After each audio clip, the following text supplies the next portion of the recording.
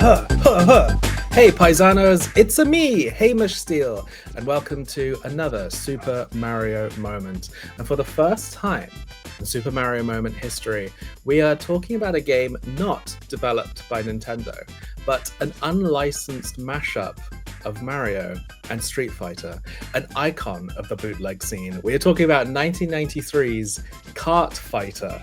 And discussing this, I've brought on a guest who I know loves a mashup and a crossover.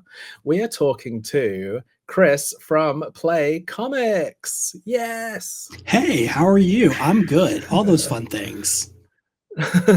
Versus, it kind of looks like we're in a fighting game at the moment, ready to bout. Yeah, so for people who don't know you or your incredible, lovely podcast, which I was on recently, tell me about yourself. Well, like you said, I'm Chris, and the main thing I do right now is a show called Play Comics, where I grab a guest and we look at a video game based on a comic property and how well that game represents the source material. So, like, you could have a wonderful guest named Hamish on to look at Astro Boy, or, any guest for any comic-based thing. And we're looking at it not to see if the game is good, but to see if it is a good representation of that comic source material. Yeah, it's one of those great shows where when you first hear the premise, you think of a couple of games and you're like, oh yeah, okay, cool. And then when you go to the website and you scroll through the hundreds of episodes you covered, you start to realize actually how many times this has been done, because you've done a fair amount of like Marvel or Batman games, things like that. But I came on to talk about Astro Boy, which was really fun, where it's going straight from comics to gaming. And when you asked me to be on, I gave you a whole list of games that sprung to mind.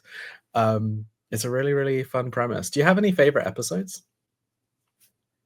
I mean, obviously the cliche answer of everything is my favorite episode and my least favorite episode because I just finished editing it. But there's one where anything that I've had Miles Stokes on, because Jay and Miles Explain the X-Men is kind of the show that really pushed me into wanting to make this. But honestly, I think just any episode where something big surprising happens, and because it ties into here, the one that's really jumping to me right now is I had Chris Sims on, who he's written some stuff for Marvel, other comic writing stuff, and his mom was also my English teacher in 7th grade. Okay, so cool. That's sweet. I had to call him a few times to wake him up to make sure he went to class because his mom would call him. And most importantly for here, though, he is the one who introduced me to emulators. Ah, yeah, that's cool. I kind of we're gonna definitely get chatting about emulators and this whole scene, which I'm really excited to do, because one aspect of the show that is quite hard to escape is the feeling that this is just like Nintendo PR. And I actually, when I had made this show, when I kind of created it was the kind of weirder stuff and the slightly less officially licensed world that I was most excited to talk about. We're going to talk about gaming in a second, but presumably you love comics as well. And I kind of want to know a little bit about your history with comics and maybe the first few that gave you that love. I grew up comics adjacent, so it was a lot of playing the video games of things that eventually came onto the show anyway. Big surprise there. Yeah. Watching the cartoons of things, seeing movies back a few years ago in the 90s, because that's how time works, and I refuse to believe any differently. But I didn't really get into reading comics so much themselves until a little bit before starting the show. And I just thought, hey, we've got this comic store that I drive by every day to get home from work. Why don't I stop in there, see what they've got? I grabbed myself a Spider-Gwen book. This was during Shauna Maguire's run, which, sadly ended way too soon. And just kind of fell in love with the medium And I mean, the store is pretty good too. Nice. I'd love a comic store that is accessible. I live in London. There's loads of comic stores. My dream is to have one I can like walk to, or that's on my commute somewhere, and to have a proper pull list. I was obviously gearing up to talk about video games. You answered that already, basically, that it was maybe like comic based video games that were some of your favorites growing up. But what is your history with gaming in that respect? I'm maybe a weird person here for the show because Mm-hmm. I had one of the big gray bricks growing up. That was my first console, Mm-hmm. and didn't have any Mario games for that, but played the mess out of Link's Awakening. Nice. Got Nice. a Genesis for Christmas one year, got a PlayStation toward the end of that lifespan. Didn't have any proper Nintendo consoles until I had an NES that I got in high school off of a friend. And then my mom ended up selling it at a yard sale while I was away at college, because that's just what moms do. I mean, I didn't have anything, and I didn't have anything wonderful for it. So, like, I think everything that I had the first time that I would care about having, I picked up again cheap enough. So I'm not all that worried about it. But I never really had a good, proper Nintendo console until I started doing retro collecting and hitting up the thrift stores and the flea market around here after I graduated college. So is that a big passion of yours? It was for a while. I still would love to do it, but I like sleeping till after the sun comes up even more. And that's what you have to do around here if you're going to grab anything at the flea market. And the thrift stores are basically gone because the flea market people will just go in there that early and grab everything. Yeah, we're actually recording this on the day of the London gaming market, and I had booked, you like book a ticket to attend. And this is my second podcast I'm recording of the day, and I woke up, I was like, I would just rather sleep. And so I'll try again. They do it twice a year. I'll try again next time. I do wonder if maybe a KART Fighter would be out there somewhere for me to pick up. I don't know if it ever found its way to it's funny to think about it like an official version of an unlicensed game, but I'm sure there's lots of other treasures to be found. I mean, they exist though, so it could happen. For sure. Before we again talk a little bit about this game, you said that you didn't grow up with Mario, but have you played any Mario games in recent years? And are there any other games that you thought about choosing for this podcast? I definitely made up for not really playing Mario growing up. I mean, obviously I had 1, 2, and 3 for those few years in high school, and I actually had the NES. But I mean, once I grabbed the Super Nintendo 64, all that fun stuff afterwards, between what my wife still had from her growing up, that we just kind of lumped our collections together, and what I was able to find out in the wild. I mean, every regular home console on the big TV Mario game that you could actually ever want, I ended up getting. So, no CDI stuff, but nobody cares about that.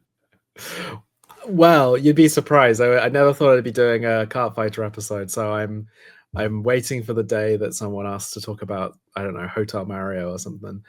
Do you have any particular favorites from your Mario adventures? Probably the one that I played the most growing up, despite the fact that I didn't have a Super Nintendo, was Super Mario RPG.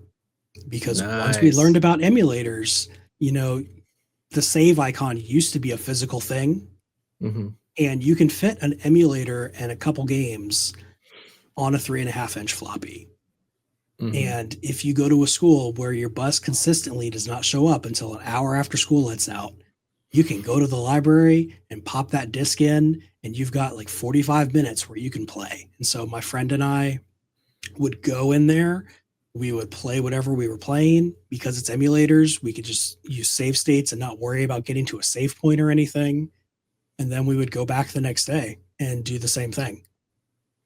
That's a magical story. I mean, I obviously appreciate we live in the world where every single thing is accessible to every single person or whatever, but I love these stories about how people found, you know, entertainment where they could and kind of defied you know, how you were supposed to play games. You kind of found a way to play it yourself. We've been dancing around, I guess, the subject of emulation and ROMs and stuff. Clearly they're a passion for you. When did you discover them? Like, and how was it what you were just describing? Was it Mario RPG? Like I said, in 7th grade, you know, I was introduced to the concept that it could even exist. And I don't know why it didn't cross my mind anyway, but I did. And, you know, back then too, downloading a Super Nintendo or a Genesis game, I mean, they were a whole 3 megabytes, sometimes 4. And that took forever to download. And for anybody young enough watching this, first off, yay for you, you're learning about your history. But also, that is not a joke at all. No. Like if I wanted a Super Nintendo game, like I had to plan that thing out. I had to be ready, start doing it the second I got on the computer, because I have a little brother and a little sister and they wanted to use the computer too. Yeah. My older brother, he had one of those old chunky MacBooks. Not MacBooks, iMacs. Mac, you know. That he was using when he was at university. And, you know, he left home, came back, and he had got every NES game he could like fit on his computer. And I genuinely thought this was the most like magical thing ever. And what I found interesting is that I grew up with an NES, so I played Mario, you know, I played all the Marios, I played all the games that you expect to have, but I was obsessed with some of the weirder stuff that he had. Just weird licensed games you hadn't heard of, or just and because he had so many, I think this is probably a lot of people's emulation experience. I would play like 20 of them for 5 minutes rather than one for, you know, hours. So I didn't complete any of these games, but there is a kind of moment of when your brain, it's like Willy Wonka Chocolate Factory moment of like, oh, I can play any of the games that I used to like read in magazines and wish I could play, I wish I could afford. I just think it's kind of interesting to talk about this on this Mario podcast, because like I said, you know, we talk about these games, we praise these games, we praise these creators. I never kind of want it to get misconstrued as I think there's a big difference personally between, you know, finding games like Kart Fighter, finding games, and Mario RPG is a good example because that was never released in Europe. So I played that for the first time through emulation. I think there's a little bit of a difference of that, and then like, I don't know, pirating the first like a AAA game on day of release or something. I don't know. But another part of what's so important about it is this kind of game preservation. Like, would we be having this conversation about Kart Fighter if it weren't for emulation? And that's one of the things I remember too, is I was doing this back in like 97, 98, 99. So yeah. Like you had Super Mario All-Stars that went back and got the NES games. But other than that, you didn't really have a ton of re-releases of stuff. Yeah. So like once it was gone and, you know, couldn't find NES games new at Toys R Us or anything, that was it. So growing up for me, it was always my mindset of, if I can't find new games on the shelf at a regular store, then whatever, fair game, I'll do it. So, you know, basically for me, once they rotated out of GameStop and whatever flavor of GameStop there was, then all right, fine, I'm in. Yeah, I mean, I believe, maybe I'm naive for thinking this, but more often than not, the reason people emulate is because they can't buy them. I know a lot of people who would, you know, happily pay a few dollars for something and they can't. They literally, it's not available. It's not possible. Even now with the Nintendo online subscription for the Switch 2, they're letting you borrow games for a monthly fee and you're not actually owning them. And I've definitely bought a few Mario games a few times because I'm happy to have them on new consoles. But there's certain games, especially like these licensed games, like sort of IP games, like comic book games that, you know, the Nintendo online subscription isn't gonna have like a random Batman game from the Genesis on it. Like some things do just get lost to time. I think it's just important that there is this emulation community. An interesting thing, I won't go into this too much because I don't fully know what I'm talking about here, but I've heard that game preservation is quite an American thing, and that in Japan there's so many games that were like exclusives for a type of mobile service that are no longer around. There's a slight less of a community surrounding it. I'm probably quite wrong. I'm sure that is game preservation, but I do find the American community of it quite, I guess, just big, notable. I don't know. That would make sense. I mean, I haven't really heard too much about that, but just knowing that there were stations where you could go rewrite something onto a Famicom disc, and Mhm. I'm sure there were exclusives for that. I know that there were at least like exclusive levels and stuff for things like that. The Satellaview Yeah. in every flavor that they had for different consoles had different versions of things that were only in Japan. I mean, there's so many things that you just basically couldn't save without going back Mm. in time and knowing what you were looking at when you did it.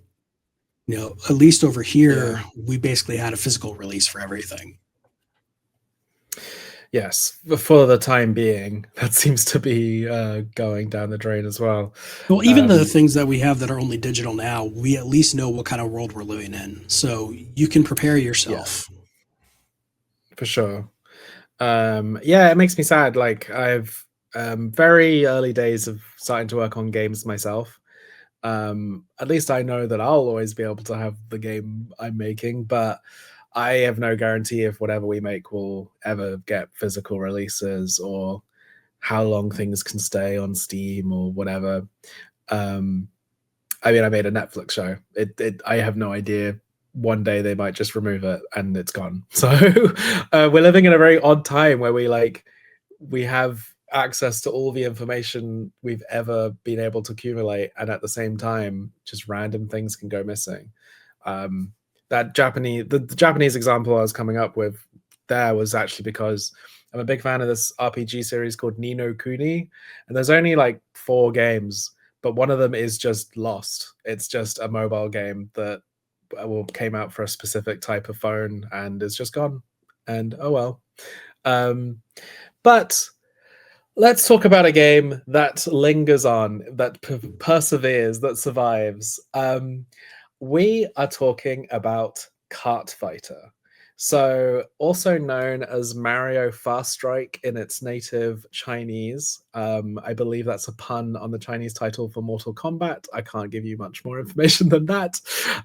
This is essentially a port of Street Fighter 2 which was, a Super Nintendo generation game, but for the Famicom or the NES. But it uses the cast of Super Mario Kart and uses Mario music and Mario iconography. I am so fascinated. When I do the show, I often DM people or let people DM me about coming on the show, and I tell them what Mario game you want to talk about. I probably couldn't have guessed in 100,000 years that someone would come in and want to talk about KART Fighter. Please tell me why you have brought KART Fighter to Super Mario Moment. I mean, I'll be perfectly honest with you.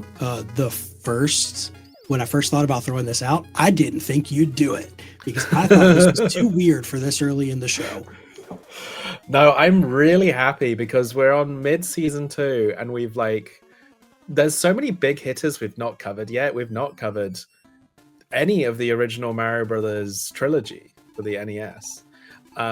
But I think this shows what Mario fans are like, the passionate, need to talk about the weirder corners. I was delighted. I was immediately like, yes, yes, yes. Especially because I know no one else is going to come and want to take it. Yeah, so it kind of goes back to my trying to find games on the emulator days. I would scroll through sites way back then.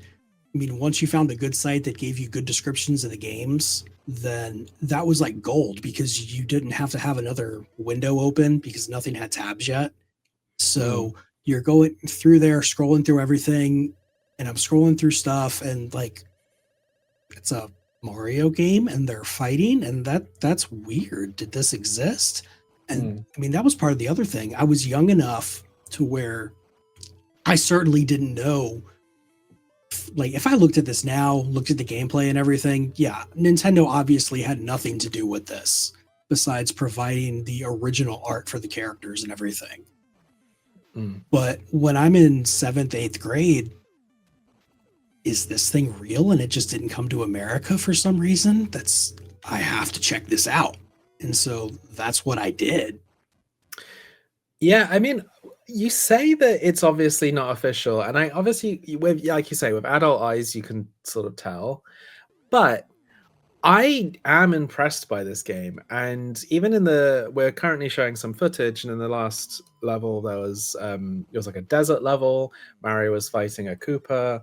It sort of looks like Street Fighter, but not. And in the background there was a Pokey, which was an enemy from the Mario games. I think love and care and stuff went into this. It's obviously a knockoff. It's obviously, trying to get some sales out of Mario fans, but they're trying. It's trying to sort of look official. And at least before Smash Brothers, if you had told me what would a Mario fighting game look like, this is what it would look like to me. I mean, this is basically every 8-bit and 16-bit fighting game what they are. Yeah. So there's nothing about this except for how clunky and slow the game plays that really makes me think that it's not Nintendo made. Now, it's really clunky and really slow. So that's the main thing that jumped out at me with it. And the fact that they used the Japanese names, which at the time I thought was just wrong names. Yeah. Yeah, so I was reading that on screen we have Mari, which is not the Japanese name, but is just how Mario was known in a lot of places like China and Taiwan and places. But yeah, it does use some Japanese names for other characters. Although it uses, Peach is also interesting because at the time, she was better known as Toadstool or just Princess. I think she's called Princess in Super Mario Kart. Some Mario fans gonna slap me on the wrist for getting that wrong. So it's no more unofficial than just getting a Japanese Mario game. And I genuinely quite like the sprite work. I do think some of the characters look a bit goofy, but we have Toad here, and I think that's a really great design of Toad. Just that Toad by himself in a vacuum, I can find no problems with. Yeah. And even putting him in the context of the game, the only problem is he's about the same size as everyone else. But they balance fighters like that all the time anyway, so that's not really all that weird. No, it is a bit weirder, but it's no weirder than characters in Super Smash Brothers being scaled to sort of fit each other. There is one element of character scale that I do find strange, and I do take issue with, and that's Bowser, who I do know the reason, but is the only character who is short. He's like the odd job of this game. And when you're looking at the roster of characters, which is the same as Super Mario Kart, you could take any of them and they would make more sense as the short character more than Bowser. It surprises me sometimes in the first few seconds of thinking about it that they don't have Toad as the short character. I mean, Bowser needs the colors. That's basically it. So, I mean, what are you going to do? He has to be short. But, I mean, it's just, that's our one nitpicky thing. And you get one nitpicky thing like that. It's fine. Yeah. So to talk a little bit about, you just mentioned the color system, the color issue being the reason that he's that size. Let's talk a little bit about the people who made this. So this was made by Hummer Games, Hummer Team, I believe they're actually called, but they've gone by several aliases and changed their names several times to avoid their lawsuits that are coming their way. And Hummer Team, I think what is interesting about this game is, yes, it's Mario and all that stuff. The more interesting thing from a technical standpoint is that this is Street Fighter 2 for the Famicom. It's like a demake. And Hummer Team, that's their kind of speciality. This is slightly more clunky, but are you aware of some of their other games? I'm sure I am, but I couldn't tell you what any of them are because I've never bothered to look at who made a bunch of the ROM hacks and things that I've played. Cool. So they also made a few demakes kind of in this style, relevant for our podcast. I'm sorry. Let me try that again, because that was loud. Relevant for our podcast, they made a Super Mario World kind of demake working on a Famicom, which actually plays exactly like Mario World should. It just has 8-bit graphics. This is actually genuinely impressive. I think a KART Fighter can be like you said, a bit slow and clunky, but this is, to me, Mario Brothers 4. Like, this is what you'd imagine it looking like. And the thing with fighters, anyway, is you're having to work this around so many unknown variables. You know, when you've got this Super Mario World game, which this thing has no business looking as good as it does, like, you're not working with the pre-rendered cutscenes or anything, but you are working with, hey, they know exactly what's going to happen to every single sprite except for yours. And so it's a whole lot easier to make every sprite that's not you do what it's supposed to do, look really good, that kind of thing. And this thing just, that looks amazing. Yeah, it looks like, I don't know if you're familiar with Mario Maker. It looks a little bit like that, where in that game you can make something in one style and then change it to a different game style. It kind of messes with my mind because I know Mario World so well. Seeing it like this, I think it genuinely looks pretty beautiful. I am also interested. So I mean, they did this with a few games. They did this with Donkey Kong Country. I think a bunch of other like non-Mario, non-Nintendo games, lots of Street Fighters, lots of things like that. KART Fighter seems to have appeared actually because just of the Street Fighter 2 craze, like more so than the Mario craze, because they actually did multiple Street Fighter 2 Famicom ports. They did that kind of Sailor Moon one, things like that. But they also did something which I find quite interesting. Do you know, or can you guess what Somari would be? Somari. See, I instantly want to think that's So Raven, but that's way too new. No, I'll show you and you'll see straight away what it is. I am going to put a tiny bit of sound on for this moment for our audio listeners, because I think they'll be able to guess too.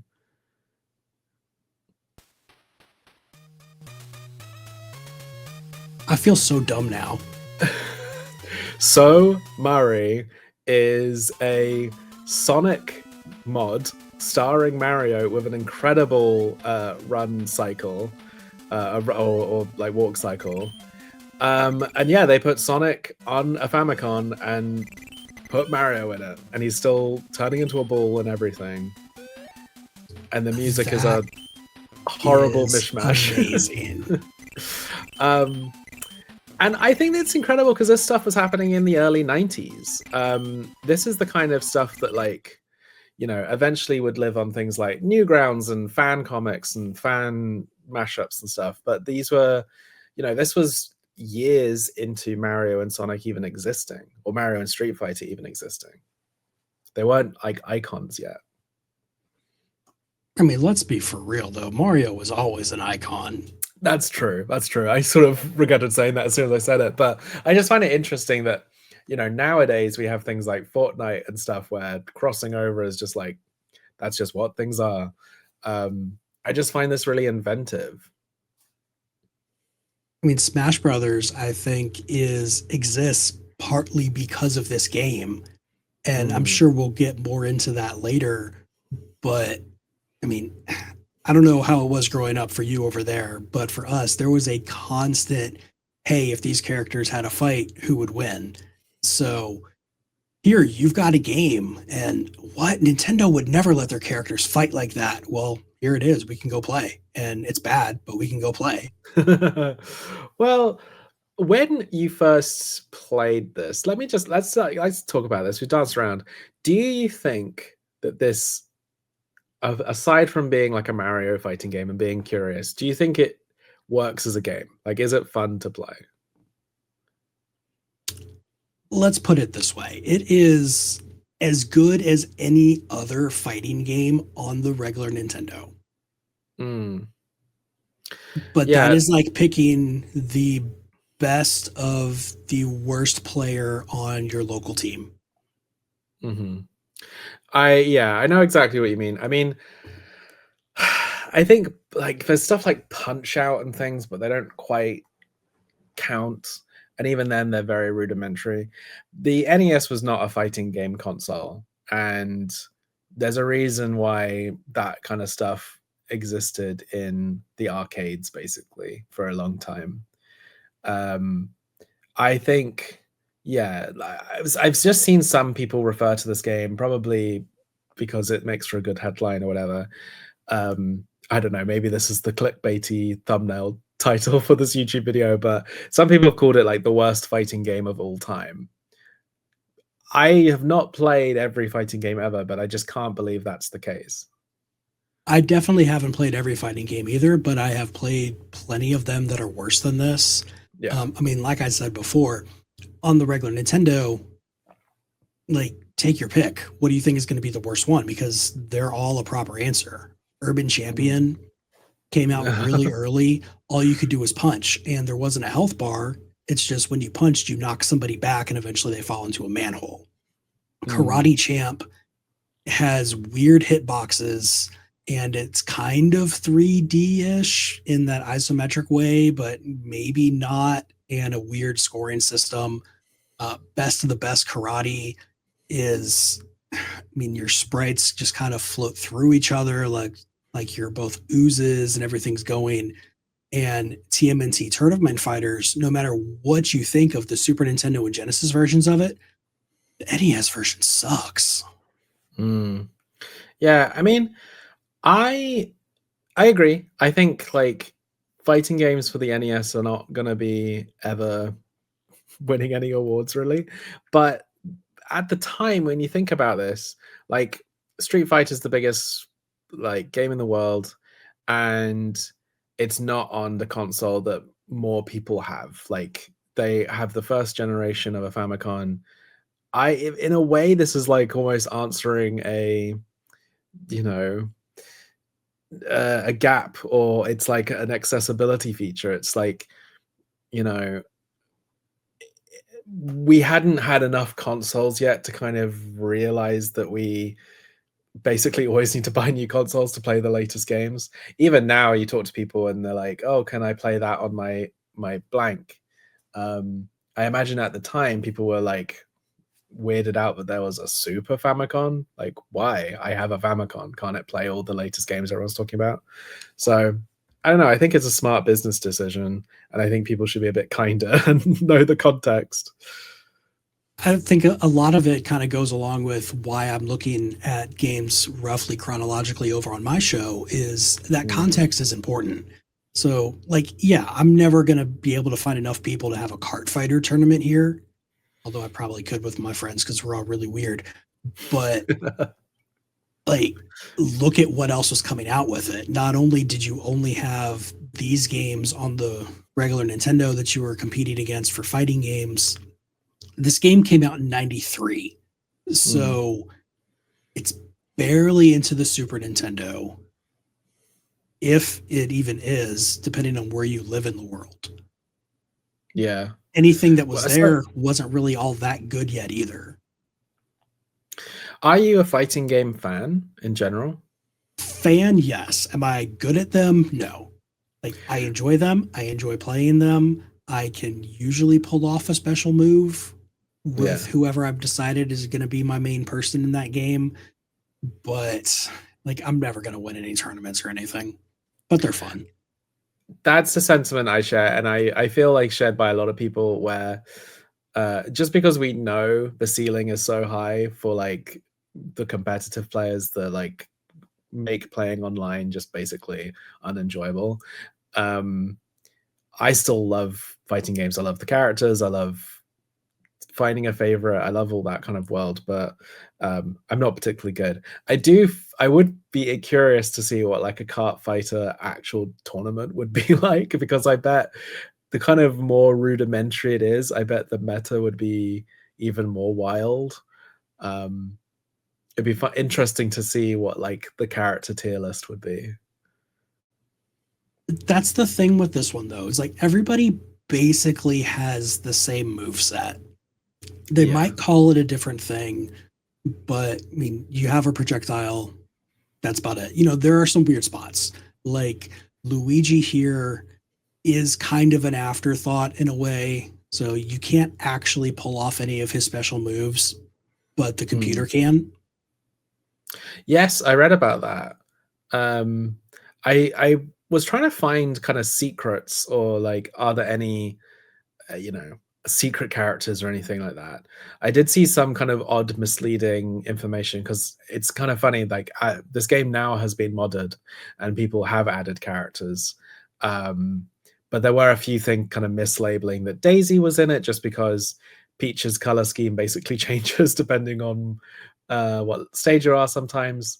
Um, I was trying to basically find information about like which Street Fighter character each character was modeled on, but that's not really what the game is. They're kind of all Ryo to a degree, or they're all like a little bit of Chun-Li. Peach being Chun-Li is maybe the only one I think that you can make a pretty good can't argue about it argument for Yeah. because of the skirt. Yeah. And that's the only reason. It's also kind of interesting because when I first became aware of this game, there was so much attention put on the fact that Peach has like a short skirt and high heel boots. Now, because more recent Mario games have had all these different costumes and stuff, I like barely even blinked an eye at how Peach looks like in this game. I think a lot of the conversation before was like how, you know, scandalous it was that she wasn't in her usual big dress, but now she just, but like in Mario Kart world, you can play as Daisy in like a complete bikini, like, and it doesn't, it's not anything. I just find it kind of interesting. She doesn't like stand out here as looking weird to me. I mean, nobody in here really looks weird at all. I agree. I mean, kind of. You know, obviously we had Bowser as little and Toad as big. And Yeah. Donkey Kong Jr. is Donkey Kong Jr., which in itself is kind of weird, but also not because it was Junior in Mario Kart. Yeah.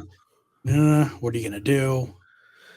Yeah, I was reading the like Mario wiki for this game, and it said that Peach and Donkey Kong Jr. have wildly different designs. But at the time, these games had inconsistent design philosophy. And Donkey Kong Jr. to me just looks kind of cool. He just has, I guess, shorts on, maybe. That's the difference. I think in this image we're looking at right now, which is the character select screen, maybe Yoshi looks like the worst in terms of just like the pose, and like it's not like a very pretty sprite, I suppose. But I love some of them, and I love the Koopa Troopa's pose. I think he's so funny. Oh, the Koopa Troopa, I think, looks the best. Doesn't Yeah. have the weird coloring issues that Mario and Luigi have. Doesn't have anything that you can say, hey, this Koopa Troopa, like, it's just wrong. Like, I think he's perfect. Yeah, and then what I find also interesting is that, yeah, they basically all have the same moveset. But again, some thought has been put into these characters. Like Yoshi can use his tongue, and the Koopa Troopa can go in his shell. I think even Donkey Kong Jr. is throwing bananas and stuff, and things that eventually became part of these characters' Smash Brothers movesets. It's like they're already thinking about these things. Like, yeah, one interesting thing is that Mario shoots fireballs and Luigi shoots green fireballs, which is what he does in Smash Brothers, and it doesn't seem to be from any game in particular. It's just something that I guess everyone who was making a Mario fighting game thought should be the case. It just makes way too much sense to do anything different. So who is your main in this game? Oh God, in this game, mostly Yoshi, because I can just tail whip people. I apologize for being a homosexual stereotype, but I just had to choose Peach because I think she's fabulous. And I guess actually a few of these characters would be a stereotype, like Donkey Kong Jr. is looking a little bit Bara and things in this, but and Bowser is Bowser. And Bowser is Bowser. I still can't get over how short he is. Like, you know, short King Summer, all that stuff, but it's, you could pick any other character and it makes sense.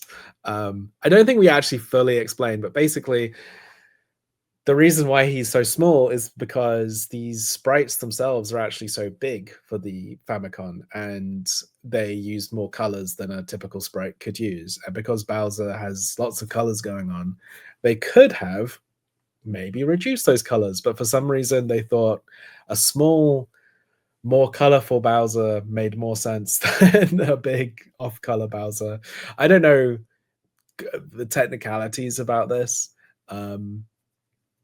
that well, but that's the kind of explanation I saw. I would imagine that it is a lot like some interlacing stuff that they had on Sonic the Hedgehog games, especially in the backgrounds, and they're just flashing things back and forth fast enough to where, to our human eyes, it looks just like one big thing. It's the best I can come up with. Yeah, I mean, when you're playing this game, the characters are flicking in and out constantly. But I played a lot of games that looked like that growing up, so it didn't even... I watched like a few YouTubers playing it today to see sort of other reactions, and a lot of them seemed just a teeny bit younger than me and were very weirded out by the characters constantly flickering, but that's just what games look like to me. That's the weird thing. When I was looking for videos for this, it was only people playing the game and reviewing the game. I couldn't find anything about the history of the game. I couldn't find anything like that. Yeah, I got a lot of my information from a like bootleg games fan wiki, because Hummer Team is behind a lot. So we're coming at it from a Mario perspective, but I know their Sailor Moon game was quite like popular and sort of infamous. And they've done things like Power Rangers games, like all kinds of stuff. I mean, none of it seemingly official, but they're kind of quite beloved because they seem to have real passion behind it. It's not... Yeah, I don't think you make Kart Fighter out of pure cash grab and pure like, oh, this is popular, let's ride the coattails on. You don't like painstakingly recreate those kind of backgrounds or think about things like Koopa going in his shell and stuff unless you're, you know, you have some passion for it. No, if you're going to cash grab this, you just make a straight up Street Fighter 2. Yeah. And you know, that would have sold like bananas anyway. So there you go. But they made it Mario. Yeah. How well do you think like this is? Like, I've been sort of praising it a little bit, but do you think this is a good adaptation of the Mario games? In the context of when it was made and everything, I have to say yes, because outside of a Little Nemo stage, for one weird reason or another, you've got accurate Mario places. You've got a Mario roster that actually existed in another game. You've got everybody with a moveset that makes sense for who they are. Like, there are so many more things you could do. There are so many games that did it better, but this did it on a regular Nintendo in 1993. This is 6 years before Smash Bros. Yeah, I mean, also it does the thing that I mean, maybe this just wasn't possible and they wanted it to be ultra violent, but I mentioned that the title in China is more a pun on Mortal Kombat. I think the like bad version of this is they do give them like weapons and they do add a ton of blood, and the whole point is that it's this mashup. I think that kind of stuff is fine and could exist, but I think one of the reasons why maybe this fooled you as a kid into thinking it was an official game or it's had this kind of long legacy is that it's almost believable as a Nintendo product. Maybe a bad Nintendo product compared to their other stuff, but I think this kind of ignites one's imagination, like what could have been if this was like a real Nintendo game.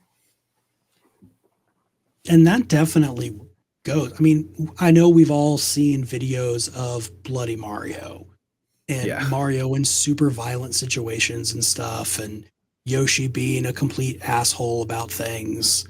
You know, Luigi going crazy because he's finally snapped from being second fiddle all the time. But this game is just, hi, here's your Nintendo thing. Nintendo won't make it. Not because like they just on principle won't make anything like it. They're just not going to make a game like this. And looking at it, I'm thinking, hey, you know, maybe Nintendo didn't make it because the technology wasn't there to make it. You know, it could have been there for Super Nintendo, but you also didn't have all the like side quest things going on in Super Nintendo era of stuff, except for Mario Kart, which proved it can be viable. Yeah, and it's interesting because at the same on the Super Nintendo, they made like a Mario shooting game on like Yoshi's Safari with like the Super Scope and stuff. Like there was some expansion, and you know they eventually did make Super Smash Brothers, and it's sort of what this is. But I guess at the time, fighting was just one of the most popular genres, and it was sort of inevitable they would cross over eventually. So let's just do some imagination fun time. If Kart Fighter was, you know, a bigger hit and Nintendo was like, sure, whatever, what do you think it would be like now? Like instead of Super Smash Bros., what could you imagine the future of the Kart Fighter series being? This is so weird to think about because Smash Brothers exists, and I don't think that's an accident. Like, this has to be in the DNA of Smash Brothers. There's no way it's not. But, I mean, maybe the only thing I can think of that would be different is you get the 2D fighters like Street Fighter and Mortal Kombat instead of the arena fighters like we have in Smash Brothers. Everything else, I mean, maybe you don't get all the power-ups and stuff to go with it. So maybe it's just more of a traditional 2D fighter. But honestly, I think that's about the only change you can really get. It's kind of interesting to think because like I said, I looked at some people's mods for the game and they'd added other Mario characters. And the thing is, sometimes it looked a bit strange to me. Like I saw someone had modded Waluigi into this game, but in my head, he's so from a different era than this. But one mod I did enjoy looking at was someone had put Link in the game. And I think it'd be kind of interesting to imagine what the roster would be of a Smash Brothers game if it was like a generation or two before, like what characters would you even have? And I wonder if characters like maybe Urban Champion would have like made the cut, which I find kind of funny. Oh, that's so weird to even think about. Like, obviously, Link would be in there because Yeah. Link and Nintendo is just as big as Mario and Nintendo. Samus would probably still be there. Kirby's iffy. Yeah. Because that's Game Boy. And it's interesting to think of before. I mean, there was a Kirby NES game, but okay, again, I don't even know how you would make Kirby work in this type of fighting game. Yeah. I mean, if everybody has the same moveset, then there's no reason to have Kirby. So maybe you just completely leave him out. It's so weird to think about because the big franchises back then are so different from what the big franchises are now. Yeah. I think there's a chance Marth or like a Fire Emblem character could have made it in, especially if it was a Japanese game, because that was an NES title. But yeah, very, very weird to think about. I mean, I guess you could just fill it with more Mario characters, or I mean, you could get some Final Fantasy characters, honestly, because this is before '97, so it was still on Nintendo. Yeah, yeah, Final Fantasy, Dragon Quest. Yeah, interesting to think about. My next question then is, what other mashups of Mario and a different kind of game franchise, game play, do you think could have worked well? And again, it'd be kind of interesting to think about it in this era. Yeah, it's another weird one because what else? I mean, what hasn't been done? Like, I was sitting there talking to my wife across the room, and like she was thinking some kind of simulator thing. So I guess maybe somebody could maybe have Mario Plumbing Simulator if they wanted. An actual first-person shooter if you're going to be willing to take it newer, because Yoshi Safari, I mean, you do have to use the light gun, so it's a different kind of game than the rail shooters. The big ones I could think of were definitely looking into the future, having some kind of Mario Portal thing, setting pipes that could work, or Mario and Bomberman. Well, there was a Wario and Bomberman Game Boy game that still baffles me because I think it's official, but it just really feels like it's not. And of course, at the time, Wario was like almost the Game Boy king, like more than Mario, because he just like kept having games. But I love Bomberman, and I think a proper, multiplayer first sort of top-down view game like that. When you said shooter, I was thinking of Doom and like Wolfenstein, and the idea of just like sneaking around Bowser's castle with some kind of Mario-themed shotgun is sort of amusing to me. I mean, they made Noah's Ark as a first-person shooter, so you know it can happen. Yeah. Interesting. Well, it's part of the show we call the question block. We asked a bunch of quick-fire questions. Are you ready? Yes, let's do this. Cool. So, who is your main in Mario Kart, Mario spin-offs in general? For Smash, it is Dudes with Swords or Link. I like the distance, but in Kart and basically everything else, Yoshi. Nice. Which obscure Mario character or enemy would you most like to see added to that regular roster? The easy answer is Geno and Mallow, because it's safe and we know it'll never happen. But I really want to see the evil son from Mario 3. I love that. I mean, I kind of felt that the evil son should have been in the desert stage of this game. I like the evil son. I think the thing with Geno and Mallow is they're so popular over so many years that it's got to happen eventually where they just drop them into a game and everyone goes wild.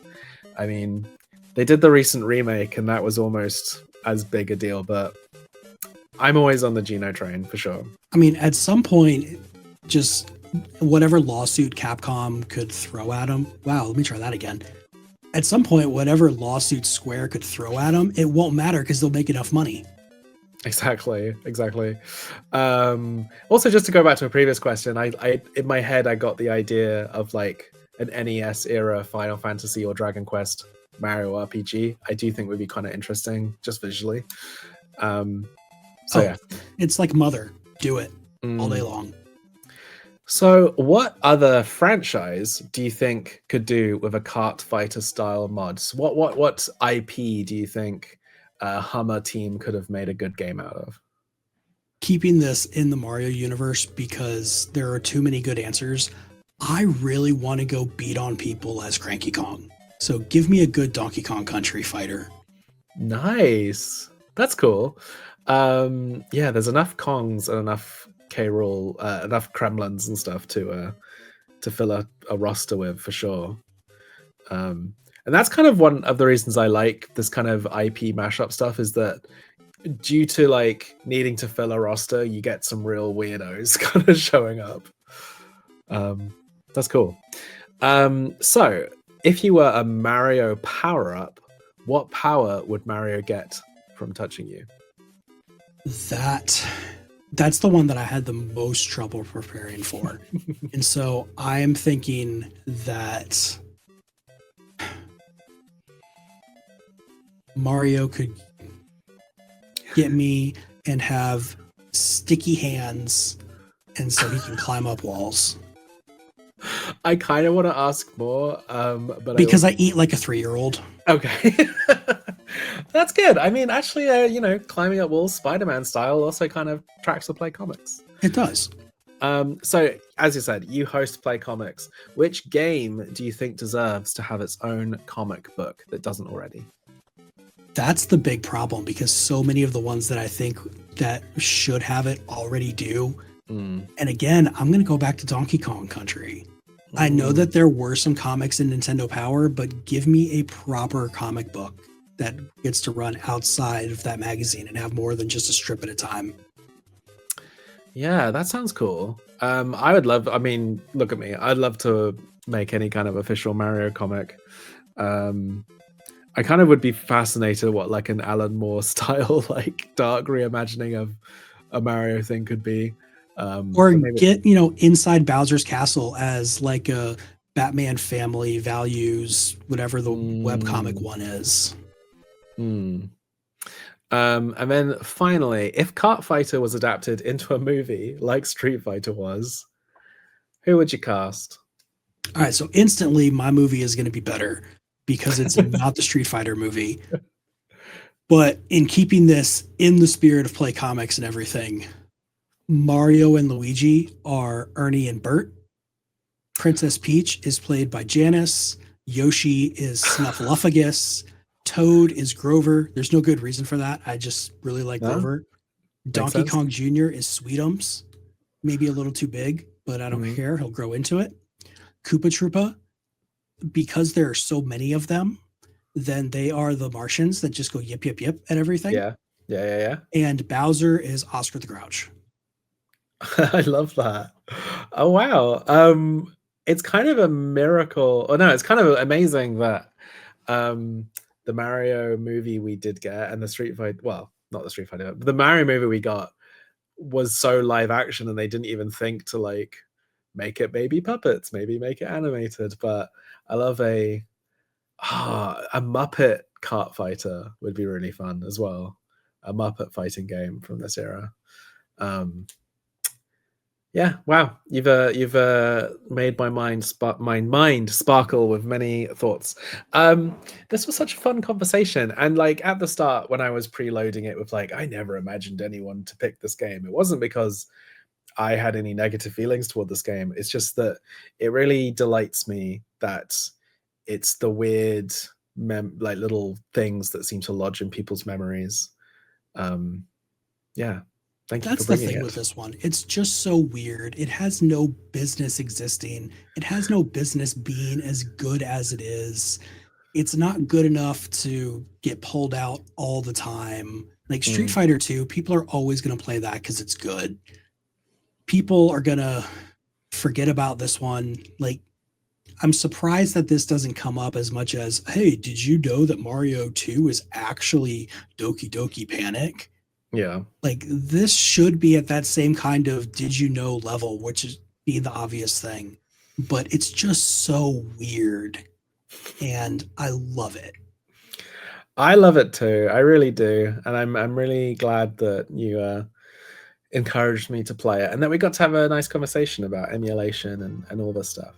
Thank you for being on the show. Would you like to take another moment just to plug yourself, your work, whatever you like? Well, for anybody who wants to hear more from me, you can hear me over on Play Comics and playcomics.com, where every week I get a guest and we look at a video game based on a comic property and how well it represents that source material. Like we said before, Hamish was on looking at Astro Boy. There have been basically, if you can think of a comic property and it came out like in the PS2 era or before, I probably covered a game looking at it. Maybe not a specific one you're thinking of, because I do miss things every once in a while. But you know, when you go in there, you can see what it is. The show is very cherry pickable. So, you know, just go listen to episodes that you think will be interesting if you want. You know, follow a guest through multiple times that they've been on, follow a character as it goes through there, or listen to everything if you want, because that'll make me feel better. Well, I will also shout out that Derek and Doug from Walloping Web Snappers, another Glitterjaw show, came on fairly recently. Of course, talking about a Spider-Man game. And I also want to just shout out that your website is very, very cool and is a great way to scroll through all of the back catalog. And that's what I did when I was trying to find which games you hadn't covered yet. It was just really easy and it was really good. I'm very envious of your website because I don't have one for Super Mario Moment. Do you want to know the secret of the website and the thumbnails? Yeah. I do it because then it's easy for me to look back and see what I've done too. I'm getting to the point where I'm going to have some like way of ticking off Mario games. So yeah, thank you so much for coming on. Speaking of Glitterjaw, we are a proud member of the queer podcasting collective known as Glitterjaw. You can check out all of their other shows. I would definitely check out Play Comics first. I plug Glitterjaw enough. I'm going to interrupt you though and say check out the Glitterjaw stuff first, because they're all wonderful too. Well, I'm sure that there's definitely going to be a show for whatever you're interested in if you go to glitterjaw.com. Super Mario Moment is also on Instagram and Blue Sky. We will be back next week with another game. I believe for the remainder of season 2, we are actually going to finally cover the original NES trilogy, and I've got some great guests lined up who will know those games inside and out even more than I do. So without further ado, thanks Chris, thanks everyone for listening, and so long, Gay Bowsers.